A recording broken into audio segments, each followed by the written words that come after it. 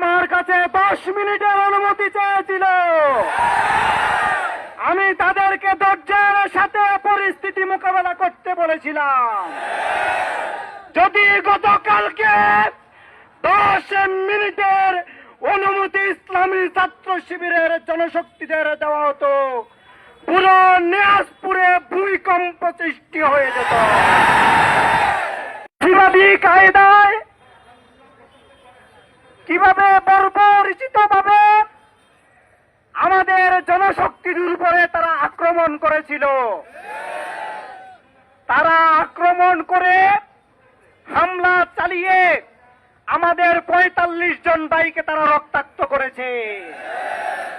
আমরা আজকের এই সমাবেশ থেকে ঘোষণা করতে চাই, এই 45 জন ভাইয়ের রক্তের বদলা আমরা নেব ইনশাআল্লাহ। ইসলামী ছাত্র শিবির সতর্ক করছে, কালকে আমার জনশক্তিরা বারবার আমার কাছে অনুমতি চেয়েছিল। ইসলামী ছাত্র শিবিরকে আপনি দুর্বল মনে করবেন না। ইসলামী ছাত্র শিবির দুর্বলদের সংগঠন নয়। এই সংগঠন সেই সংগঠন যারা 1000-এর বিরুদ্ধে 313 জন মোকাবেলা করে। এই সংগঠন সেই সংগঠন যে সংগঠন 3000-এর বিরুদ্ধে 700 মোকাবেলা করে।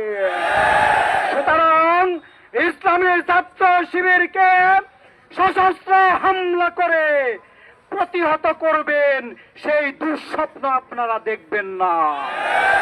সংগ্রামী প্রিয় উপস্থিতি, আমরা দেখেছি গতকালকে কিভাবে মসজিদের চারদিক থেকে ঘেরাও করে ইসলামী ছাত্র শিবিরের জনশক্তিদের উপরে হামলা করা হয়েছে।